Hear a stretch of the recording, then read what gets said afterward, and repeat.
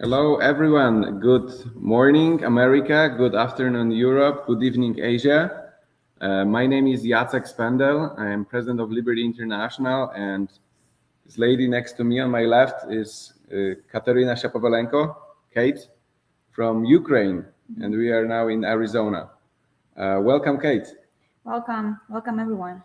We will pause now for around 1 minute as we are still waiting for people to join. And then we'll start the interview. I will happily introduce you and so on and so forth. But we were told by our IT service, let's say, at Liberty International that it's good to wait a minute. So I can use this minute just to tell you maybe a bit about Liberty International. We are one of the oldest libertarian organizations that are promoting freedom around the world. It was LI was started in 1969 under a different name, Society for Individual Liberty back then. We operated under ISIL for most of our history, International Society for Individual Liberty. And most importantly, we are an organization dedicated to promoting ideas of freedom, libertarianism around the world through educational means. We are especially present in less fortunate countries, places that struggle with freedom, struggle with property right, prosperity, freedom of speech. We organize our programs mostly there, but not only. We are an organization based in the United States. Since recently it was California, but we just moved, as many of you know, to Texas. But our programs are literally all over the world. We have the World Conference. This is our annual project every year. This summer in Tbilisi, Georgia. And actually, the fact that it's in Georgia, not in Lviv, Ukraine, is also connected to our today's talk because we have, unfortunately, a war in Ukraine. We wanted to have a conference in Ukraine, but conferences cannot happen in Ukraine in a soon future. Later, I'm sure they will, and we want to come back. So in August, we have this big conference in Tbilisi, Georgia. The website will be released soon. We have a project here in Arizona. It's called Project Arizona. Special website, projectarizona.us. It's a leadership program for freedom young leaders from around the world. We have an online educational program named Libertarian Solutions. We just finished second edition of Libertarian Solutions. It was all dedicated to practical solutions, how to expand freedom in your own lifetime. So very, very interesting, very practical. You know, people tell us libertarianism it's all about theory, private sidewalks. No, it's about your life. You can make your life better if you implement some good libertarian tactics. We talk about these tactics. Watch out because there will be another Libertarian Solutions in the fall. We'll promote soon. We do liberty camps all over the world. This is in close collaboration with our sister company, sister organization, Language of Liberty Institute, Glenn Kripe. Just very recently finished a liberty camp in Nepal and planning another one in Nepal and planning one in India and in Colombia. More information on our website. So as you see, Liberty International is pretty active organization and it's actually very international. We have a team of people who are from all over the world: India, Poland, Brazil, Nigeria. Our board are mostly Americans, but our daily working team mostly international people. So check our website, liberty-intl.org. Check our Facebook, our Instagram, our LinkedIn, all these profiles. We have a quite live profile, active profile. So become friends of Liberty International. And I think I talk already too long and we can start the interview. We can start it. Good morning, Kate. I say good morning because it is 8:37 a.m. in Phoenix, Arizona, and we are in Phoenix, Arizona because we are at Project Arizona. But we say hello to the entire world. I see friends from India, I see Poland, I see everywhere. This conversation is special because only 2 weeks ago or less, I would say that Kate is in Ukraine. Mm-hmm. And why would she be in Arizona, right? But she's here. And we'll come back to this question, to this issue in a moment. But I want to start this conversation with introduction. So, Kate Shapovalenko is native Ukrainian, and she lives basically in Ukraine. And she is an activist, freedom activist, libertarian free market activist from the city of Kyiv. She is an economist who works as a project manager for two organizations that are also kind of sister brother organization, Civita and Easy Business in Ukraine. And despite her very young age, 23 years old, she has pretty big portfolio, to be honest, and she's very experienced. And 2 years ago, she was our alumna. She's now our alumna. 2 years ago, she was our student at Project Arizona, an internet ASU Center for Study of Economic Liberty, and with honors, I would say. Like, did great job. Hardworking lady, very principled lady, and she's now here. And I want to talk to her about the situation, about this horrible war we have in Ukraine right now, started just 6 days ago on Thursday, February 24th. But let's start with this big first question. Kate, why there is a war in the first place? Why Russia invaded Ukraine? What's the main? Is Ukraine such attractive target for them? There was no other way to handle the problems between two countries. Why do we have a war? Yeah, thank you everyone for joining us talking today. Thank you, Jacek, for a nice question. I prepared some really nice pictures to show you, because I see some questions in the chat, and I think we'll also address it during the call. So I would say is that there are a few reasons for that, and it can be some historical, economical, different reasons. So the first one, which you should definitely saw in our media or everywhere, is that there is a constant battle between Russia and NATO.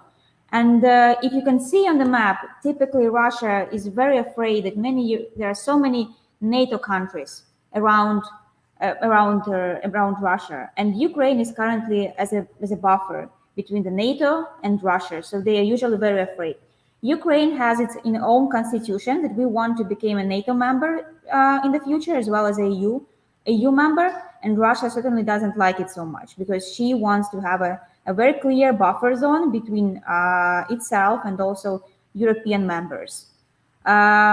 Also, I can say that the next idea is, besides NATO, is also some historical one, because when we look at different history, and especially a Russian understanding of the history, they think that Russia created Ukraine and Russia was the originator of Ukraine, which actually essentially is not true. Because if we look at this as a pictures, which is very popular during the recent days, Ukraine originated much earlier, and then Russia started, and then Moscow was created actually by some people from Ukraine. So we can see certainly the developments, but currently when we look at and understand and listen what other Russian political leaders are saying, they are saying a bit in a different way. So I think if we just look at the history, Russia has been also always wanted to take the leadership of Ukraine, and they never admitted that Ukraine can be a separate country, independent country, and they always wanted to be as a part of the country. There are a few reasons also, because Ukraine is very rich country in natural resources in the first place, and Russia always wanted to be to use it and possess it as a sphere of leadership. Yeah, so I think if a very brief question, a very brief answer, I would definitely. That's the best, right? Brief questions, brief answers. Perfect. Thank you, Katya. So it seems they want to basically bring the great Russia back, or maybe bring the Soviet Union back. When I watch some of these pictures from the war scenes, I saw, for example, tanks with Soviet flags. And what came to my mind is that makes sense, because they need to tell these warriors, these soldiers, these poor Russian soldiers, why they do this. And my suspicion is they tell them, hey, we need to recreate Soviet Union. Ukrainians are under bad regime, as they tell them. This is the denazification operation. and the good people of Ukraine should be reunited in this Soviet Union 2.0. I think this is quite important for them to recreate.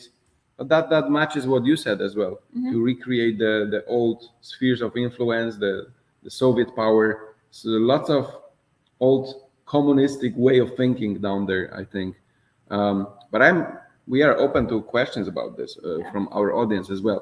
I have still a few questions from myself. So before, I should say that at some point around the middle of the conversation, I will open Q&A for everyone. You can already start thinking about the questions. And just use any channel that you watch it, YouTube, Facebook, whatever channel, medium you watch it to ask these questions. But now I want to ask more personal question. So, Kate, we talked 2 weeks ago, and even 1 week ago, you were in Ukraine, and there was no proposition even that you come to US. But then situation suddenly was becoming more and more hot, and we had this opportunity to welcome you here. And we didn't know that originally we had the ticket for you for February 26th, Saturday, and we thought that you will be leaving more or less Kyiv that day. But then the February 24th happened 2 days earlier, and it changed your life. Can you tell us a bit about February 24th in your own perception? Yeah. Thank you, Jacek, for this very nice question. I think my answer will definitely explain and will provide some background of overall how all Ukrainians feel with this terrible conflict, a terrible war we have in Ukraine. So originally, as Jacek said, I didn't even think about coming to the US so fast. And Jacek was saying like, well, we have some idea coming to the US in March. I was like, okay, nice idea, I will come. And then Jacek said, maybe you can come a bit earlier, 1 week in advance. I was like, okay, also nice idea. And then we decided that I come even earlier, I think March 26th. February 26th. February 26th, yeah, February 26th. I think I can really explain in detail. I have a nice very picture also if our IT specialist can also switch it on to the next slides on that. Yeah, should be, sorry, that one. Yeah, okay. Good. So it was February 24th, I think. And it was one of the most terrible night I had, and terrible night and morning I had in my entire life. Because at 6 a.m., originally it was like 4 a.m., Putin announced that he started a war against my country, against Ukraine.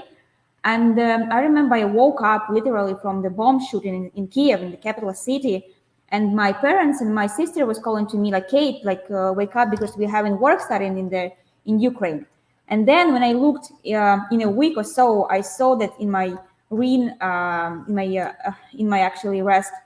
rest watch, I saw that actually at that time I had like terrible 175 beats per minute because I was so shocked by this situation. And when I just found out this, I was literally shaking and shocked. It took me, I think, around 10 or 15 minutes to pack all my stuff in one backpack, call to my sister, and then just flee from Kyiv. We found a car and we fled from Kyiv. There were many shootings and many bombs attacks across many cities. So we had to find a very nice route not to be attacked by Russians or so. So it took us around 12 hours to travel from Kyiv to some safe Western city. After that, I tried to find a bus from Ukraine to Poland because it was even safer. And you got lucky, right? Yes, it was super difficult. It was super difficult because we didn't have all of the buses were booked and they didn't even want to go. And luckily I found the bus and they took me, I think, around another 12 or 14 hours to cross the border. But typically it takes 2 hours. Can we say that it was a miracle of free markets because all the buses that were previously scheduled were booked, but then suddenly got this idea, but people need more buses. Yeah. And why don't we run extra rides and sell more tickets? And then free market delivered this bus. Can we say that? Yeah, definitely. It wasn't even public buses. It was private initiative. Private bus. Yeah, because they knew that actually Ukrainians are very, I would say they're very independent. They are freedom lovers. And especially we have a very strong volunteer movement that supports army, supports all of the people, provides humanitarian aid. So we can self-organize and provide all of this without even some centralized planning. So we're very good at that. So I crossed the border. It took me around 12 hours. Then I traveled to one city, then to another city in Poland, and finally arrived, I think, to Warsaw. And this Warsaw, the name is Warsaw, was very symbolic to me. War. Yeah, it was very symbolic to me, and it's very very terrible also. And after that, I spent a night in Warsaw and departed to Germany. And after Germany, I went to the US. So I think it was like a trip for 3 days or so. Yeah, and I was managed to arrive to a safe place. So kind of very, I think it's the most terrible moment I had in my life so far, because it was very emotional for me also. And at the same time, when I was leaving, I was keep reading all this news in the media about how Ukrainians feeling about all the situation. I was trying like, well, I need to volunteer and devote all of my time as much as I have to support Ukrainians also, those who are still in Ukraine. And you do. I mean, even now here you're with us at Project Arizona, staying actually with students at the apartment. We were lucky to have, extra bed, yeah, extra space, and warm hearts, I think, because we are now we are part of this group now. Just another Project Arizona participant. But this entire situation was really, really tough on you. And I remember when I took you from the Phoenix airport on Saturday, 7 p.m. here, Arizona time, I was quite shocked to see that you have only this little backpack. Yeah. And even not full. And I asked Kate, why so little? And she says, like, there was no freaking time. I needed to run, literally run. So that was tough, very tough. But here, slowly, we are making progress, and lots of good people calling, writing mails, how we can help, and so on and so forth. For us, I think for Kate, it's most important to just speak up about the case of Ukraine and how to help. And she's literally spending hours and hours on laptop. And I ask her, what are you doing now? And she says, I'm, for example, talking to people who are in touch with Elon Musk about this Starlink internet, and I know who talked to him initially, she says, and we are organizing more help and more technology. And so she's like in America, but people might say, she's in Arizona and having a good time in the swimming pool. Not at all. She's like all the time working on Ukrainian things to help people at war and talking to family. Yeah. You have how many sisters? I have 3 sisters. Yeah, I have 3 sisters. We greet them. Yeah, I think they're also watching us. Yeah, so we greet them. Wonderful.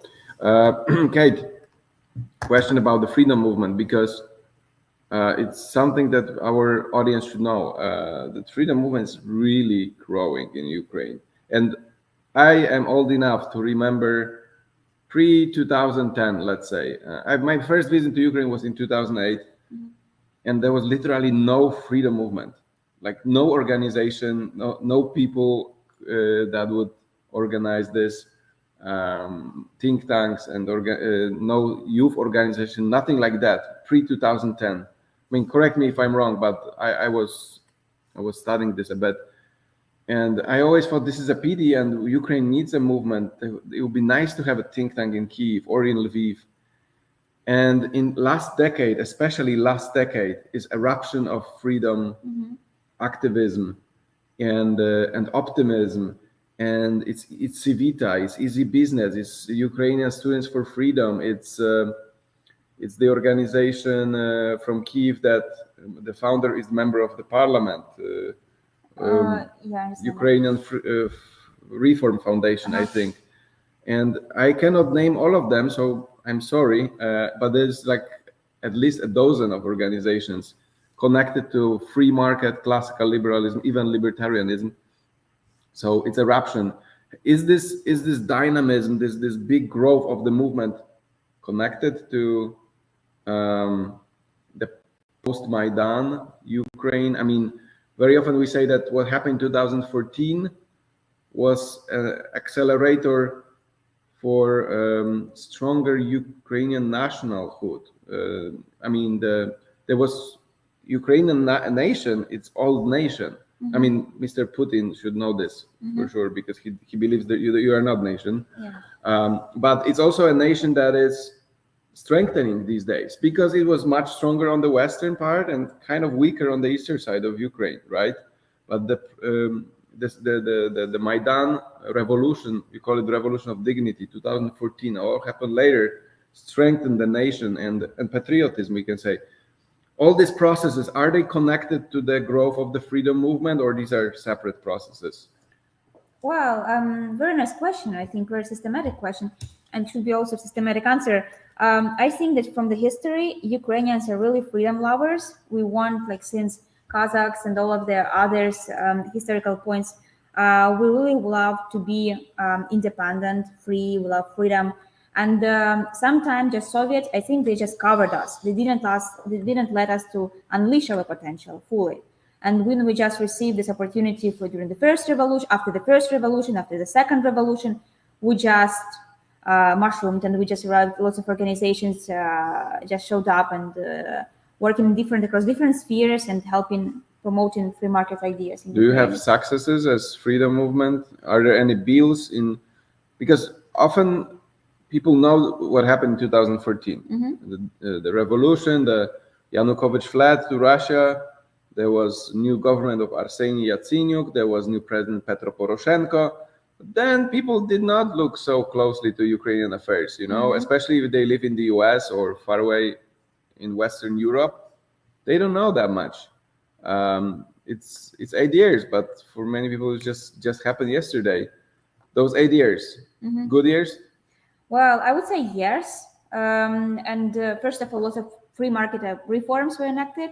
We can say about land market. First of all, Ukrainian landowners can freely buy and sell Ukrainian land. Also, reforms connected to liberalization of banks and the liberalization of currencies and others. So there's lots of ideas and lots of interesting reforms happened in Ukraine across many spheres. Overall, if we just look at the history, so we see that Ukraine for the past years progressed a lot. We have digital government. We can pay taxes using our phone for we just need like 4 minutes to pay all our taxes, and we have lots of reforms in this area. Plus, I would say that currently, before the war, Ukraine was in a very big stage of development and having lots of progress. Yeah. But certainly, our neighbor didn't like it and wanted to steam this development. There's this misinformation being spread among people, also in the US and in some parts of Europe. And these people say, oh, Ukraine is the most corrupted country in the world, or in Europe, or such a bad country. Or some people say, run by neo-Nazis. I mean, that's basically what Putin claims. I think it's important to stress that this is all lies. The country was going through the tough period these last 8 years, but actually doing reforms. I remember the reform of police, similar as Georgia did, Saakashvili 10 years earlier. It was anti-corruption reform, and the police work so much better now in Ukraine and taking bribes much less often, I believe, if any, than before.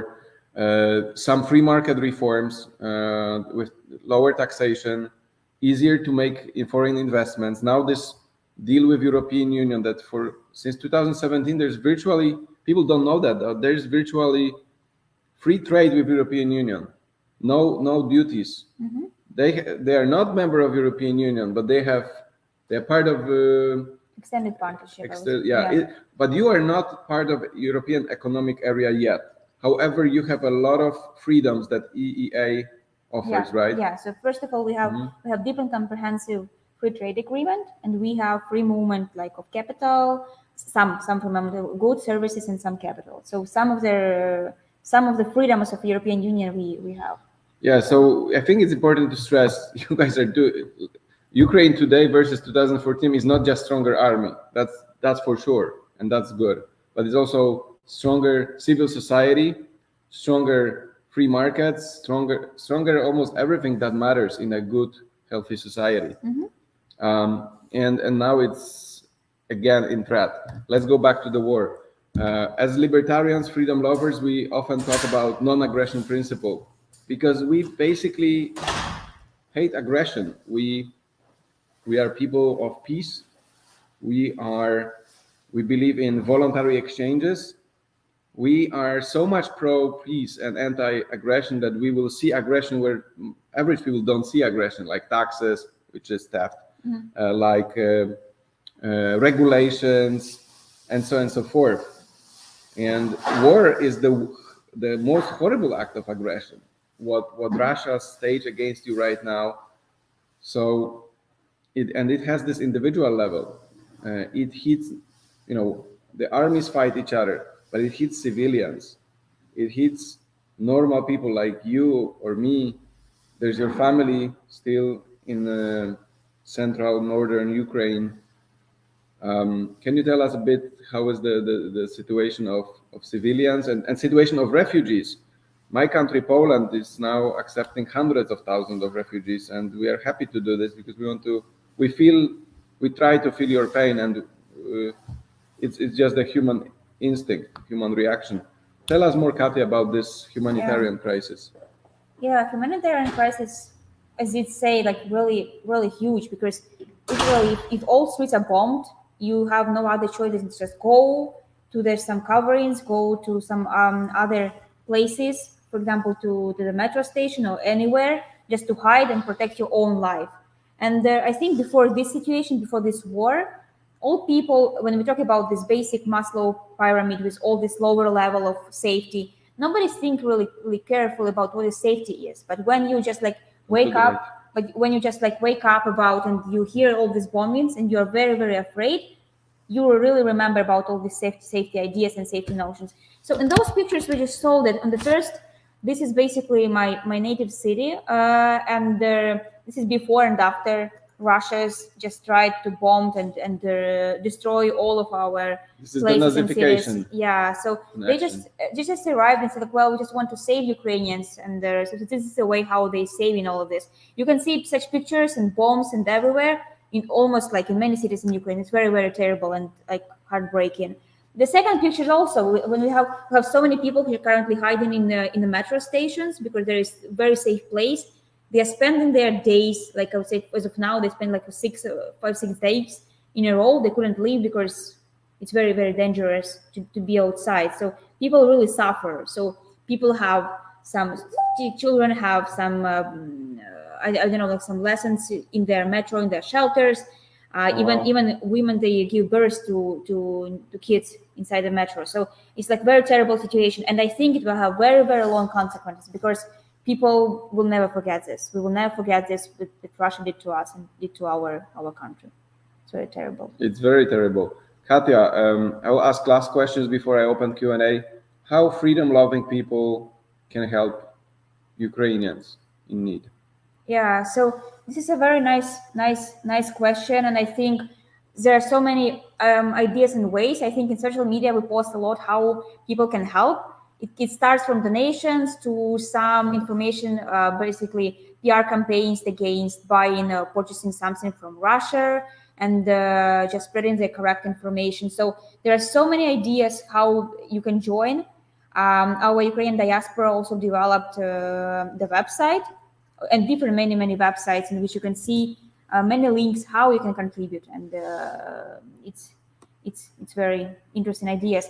Plus, another point that should be also discussed is that how Ukraine and what Ukraine will be doing next after the war will end and Ukraine will win.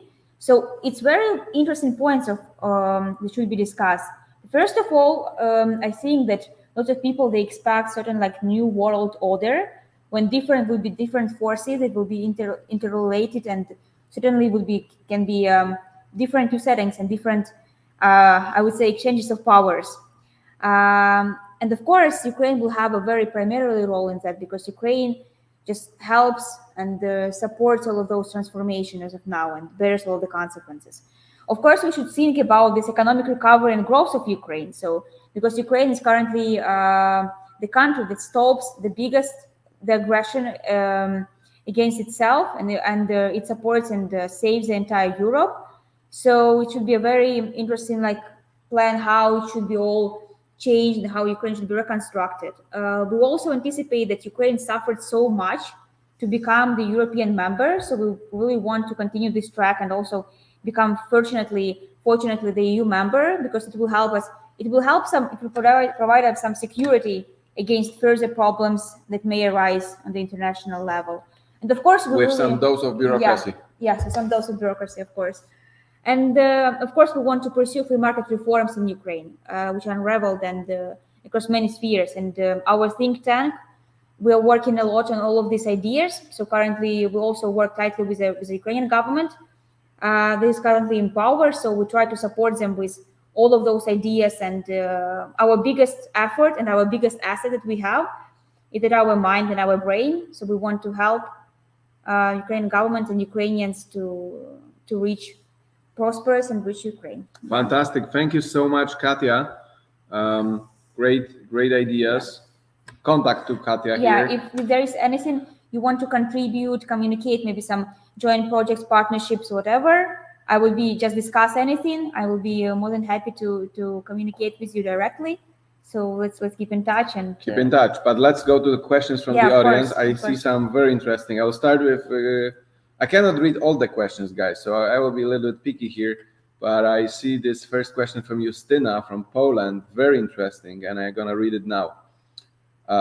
What are some most common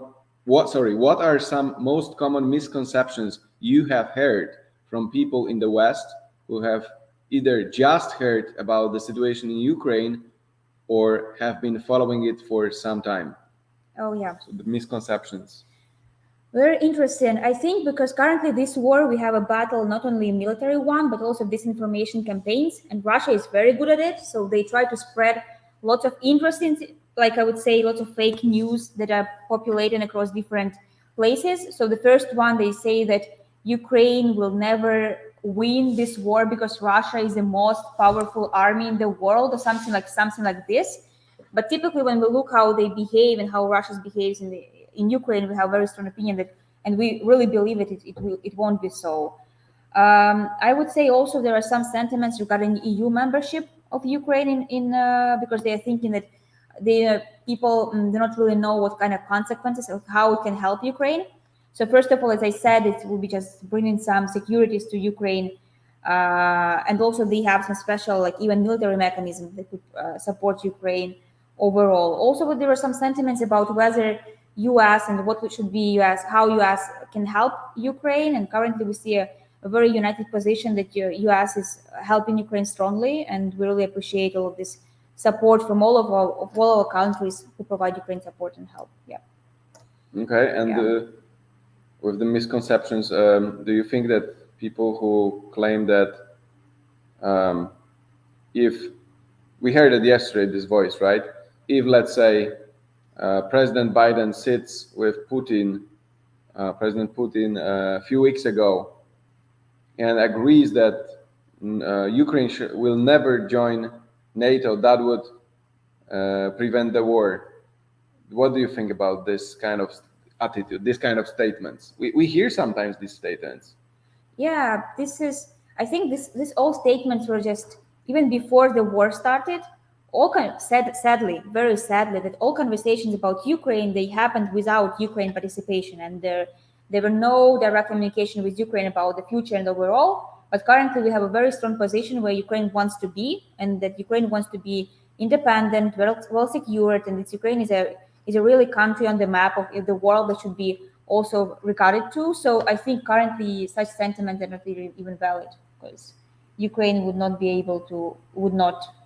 go for this, because we have this. Do you think Putin would be just satisfied and say, okay, no war, I will be now peaceful president and I will love Ukraine? Oh, no, of course. Or just Putin has different mindset? I think no matter what we admit or what we enact, Putin will just go further, and he will try bite by bite.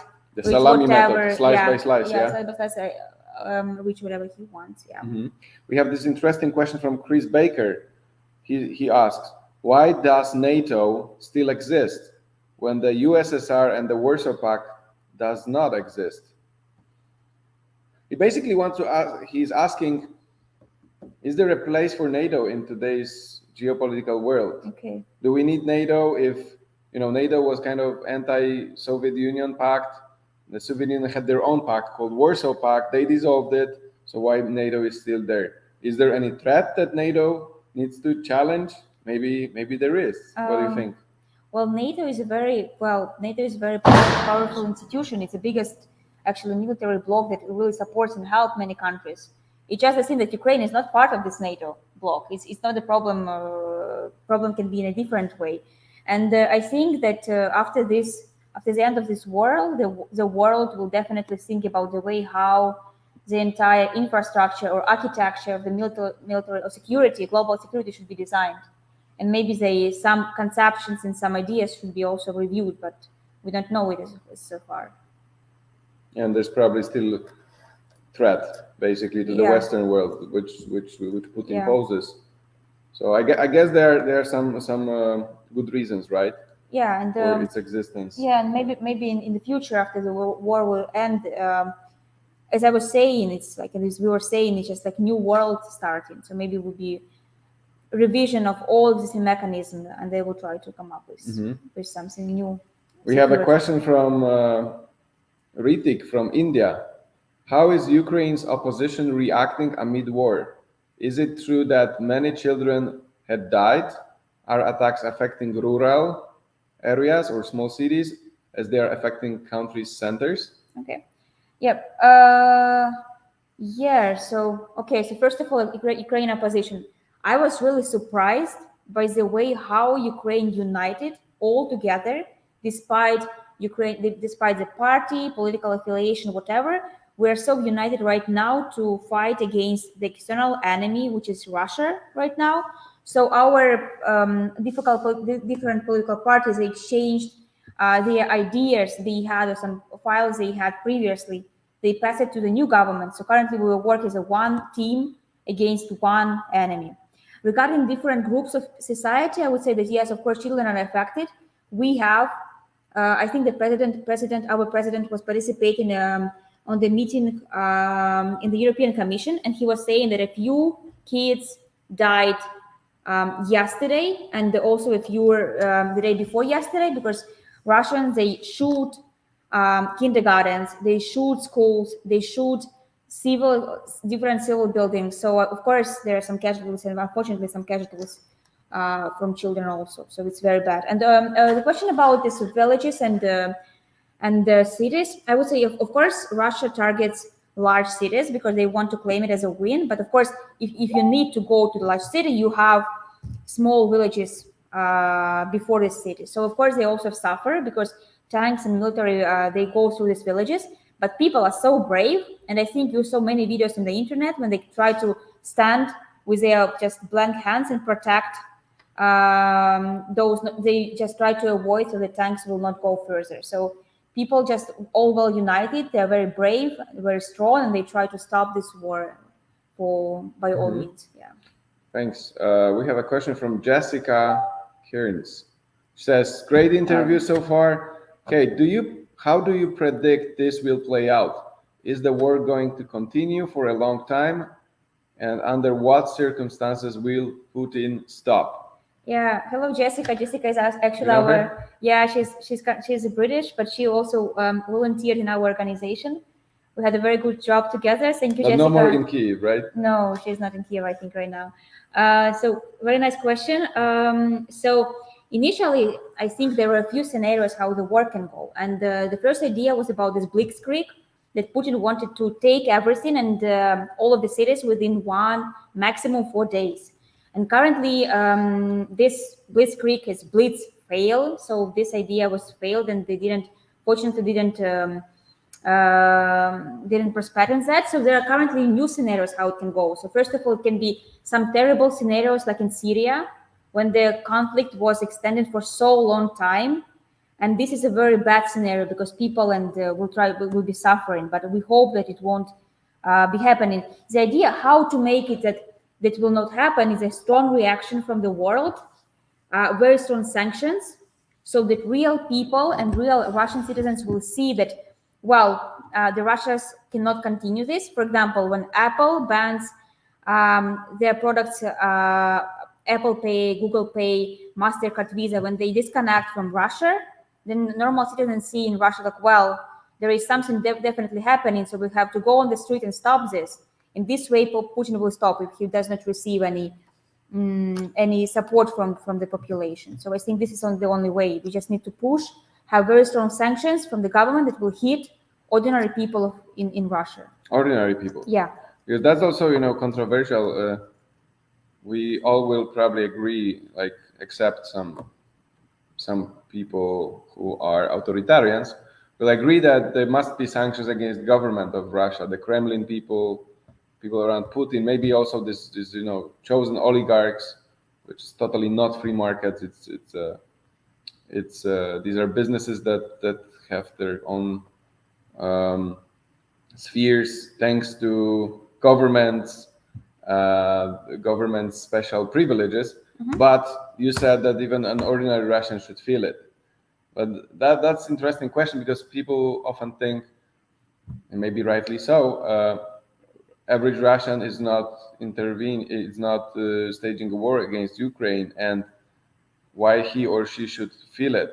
Moreover, there is this theory that if you hit average people too much with different kinds of sanctions, like Germany after the First World War, they are not happy. They don't have food. Maybe they don't have necessities to live, and instead of being mad on their own government, they become mad on anybody, all the other governments and people around them who stage these sanctions, and that this can lead into even more crazy mindset. You remember Germany after First World War, there was a lot of sanctions on them, and they needed to pay a lot of money. They couldn't actually grow, but that was the time when even more crazy mindset was growing. And they found that Jews are, responsible for everything, and they found this, easy solution. Aren't you afraid that this can happen with Russian? That the Russian nation may go even crazier under hardcore sanctions? Yeah, I think first of all, the idea and the response should be very systematic and should hit different.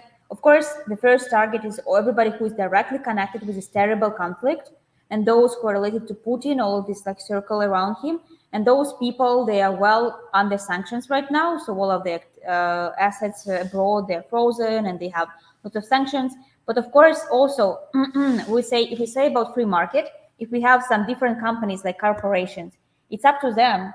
If they don't want to sell their products in the country and pay taxes to the country, that they just uses these taxes to kill other people, it's just the idea and the decision of this company not to go and work in this company. If Apple doesn't want to finance through taxes indirectly killing Ukrainians, it's just their decision. It's not something that we should regulate or think about it.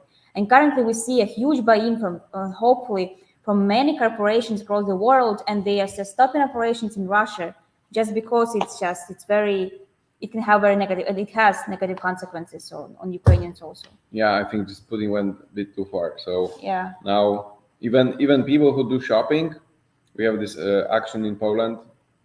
My Polish foundation was part of it. That people are advised not to buy Russian products because that's a way that if you buy them, you support this regime. Obviously, business matters, and it's probably we would not do this a few years in the past, but now it's just this thin line was crossed. I mean, and especially that they use so much money to the army. The percentage of budget that goes to the army is incredible. So and lots of these companies, let's be honest about it, these are not free market companies. These are run by oligarchs. They are latifundias. These are special allowances given by the people of power. This has nothing to do with free markets that we know in Western Europe or in America. So that's important to mention, I believe. Question from we have question from Chris Baker again. Chris asks about opposition in Russia. How much opposition does Putin have in Russia? Is there any chance to get rid of the guy? Well, our first idea and our first task in Ukraine was just to show the real information to Russians that actually the war is happening. And we were trying to do it through many campaigns and through many channels. And just to show the opposition that the war is happening. And currently, I think the opposition in Russia are very active. They have so many protests and they have lots of protests against this war. They got arrested actually, and even today I saw the picture that kids got arrested in Russia for saying no war. We want no war, just we want flowers and just happy life. So the situation is very tough, but I'm glad to see that Russians they start thinking about it and they start protesting against this terrible war in European countries. And it should be more, and it should be definitely more. We have some very nice greetings from Anya Wintersans from Prometheus Foundation. We also say hi. Slava Ukraini. I know that Prometheus is working with number of organizations in Ukraine, among them Students for Freedom and Ayn Rand Center. These are all our friends. We also greet them. Question connected to what Chris Baker asked before. It will be about guns. Being libertarian, being freedom lover, we observe different things that are very scary, bad, and sad these days. As I said, war is the harshest violation of non-aggression principle, right? But we also see things that are heartwarming. Not only the response of the people who help in Ukraine and abroad in places like Poland, Romania, and other refugees, but also the fact that Ukrainians, I think I could say, understood that they will be not really rescued by the foreign countries. I mean, of course, there are ways to help. Could be guns, could be humanitarian aid, medical stuff. But at the end of the day, they must shoot the Russian tanks and they must defend their own country. And of course, it's the role of military, but we also see lots of civilians having their own guns. Can you elaborate more on this? First, has the law became more liberal in terms of gun possession after the Maidan revolution, after 2014? And second, how broad is the gun ownership in Ukraine? And can it be a factor in this war? Okay, let me provide like maybe very brief answer to that, just not to go to many details. So first of all, after Russia invaded Ukraine enacted martial law, which says that there are so many restrictions, and also there is a possibility that people who will go to some territorial defense, they can receive some guns, and they can receive just because they need to protect other people and just need to protect civilians. I think Ukrainians are very responsible people, and they try to unite against the common enemy. So in this case, they just, I think it's just from let me better explain. I think it's just because of this martial law that allows to use it. But in normal life, I'm not sure it will be. There's close to 2 million private guns in private hands, right? In Ukraine. Oh, well, I don't have these numbers. I have to check it out. But well, it's pretty big number comparing to Poland, for example, which we are totally disarmed. And I believe this is super important because even we should also look at worst case scenarios. I mean, hopefully your army stops Russian army, but worst case scenario, your army doesn't stop Russian army and they come to your country, they will have hell there. They will have something worse than Afghanistan. They already have, and they will regret it badly, right? They already regret it because every city, every village just doesn't have any welcome into Russians. They try to kill them. Yeah, what's happening when they enter to the village? Yeah, when they enter the village, so first of all, people do lots of Molotov cocktails, of course. They try to protect, even they don't have guns, even they don't have a weapon. They just stand in front of the tanks with their own body, not letting the tanks go or sit further to other territories. So people really, they are so united, they're so brave, so they don't want to go. So I think, and it was a very good surprise, a very great surprise to Russians, because they were told, first of all, that Ukrainians, they will welcome Russians. It will be an easy ride for them, but they were really surprised that it's not so. Because many of Russian soldiers think of Ukraine as part of the Soviet family, similar people to them. Yeah. Right? So they must be very surprised to see that they're not welcome. Yeah, and they are very like lots of Russians. They're dying, and they really don't know like for which they're dying because people do not welcome them. They are not liberators. They're just occupants. So in this way, yeah. I want to ask a question that is maybe a bit tough for us, classical liberals, libertarians, freedom lovers. You probably know that there is a portion of our movement, especially here in the US, that doesn't share this sentiment of that Ukraine should fight Russia with all will, that Ukraine should be part of the Western world, and so on and so forth. These people claim that you are as a country that is too close to Russia to just decide about your future, that you should agree with the geopolitical divisions, and that you are in the Russian sphere of influence. And if you want to avoid the war, you should appease Putin. That if you want to avoid the war, you should agree for anything they stage. Plus, these guys, usually in the United States, they claim the war we see today is a result of American foreign policy. That it's U.S. government that basically laid foundation for this war in Ukraine, because it was intervening too much. It was pushing Ukraine towards NATO. It was it was sending troops and conducting trainings in Ukraine. And basically that US was too much meddling with Ukraine, that is the country in the Russian sphere, and therefore made President Putin angry. And now Putin needs to show through this war, finger point, where is his sphere of influence and where is not. I hear these voices. I need to say now it's my personal opinion. I think it's deeply troubling, and it basically insulting to Ukrainians, in my opinion. It tells them that you are puppets, that you don't matter. You should just accept that you are a backyard country of Russia and back down to Putin and forget about alternative than Soviet future Russia, whatever, same shit. Forget about other than Soviet future for your country. Just join Soviet Union 2.0 if you don't want war. I mean, to me personally, it's insulting. I understand we should discuss different strategies, and I'm also not neoconservative. I don't say that now US should send troops and Europe should send troops and we should nuke them, whatever. I don't say these things. But enough about me. Let's come back to the question. People who are in the libertarian movement in the US, who have these opinions, how do you perceive it?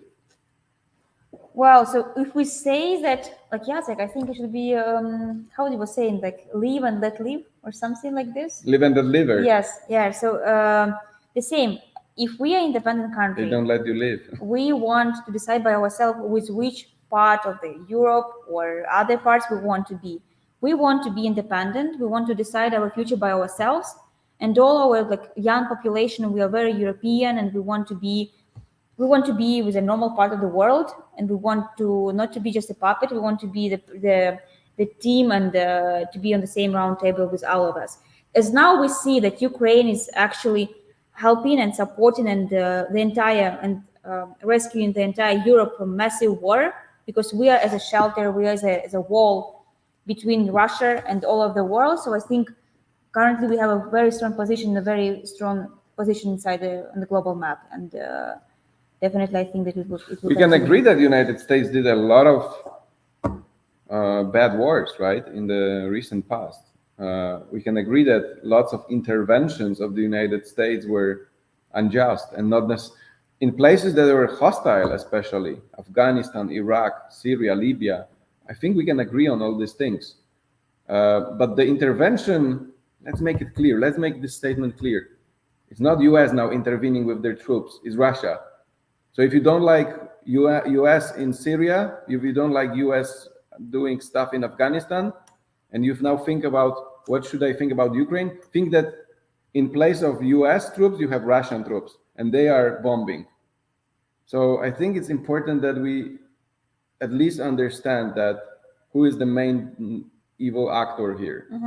Of course, the response is another topic, how big it should be, because you need to be strategic. Do you have any thoughts about what kind of response you would like to see from United States, for example?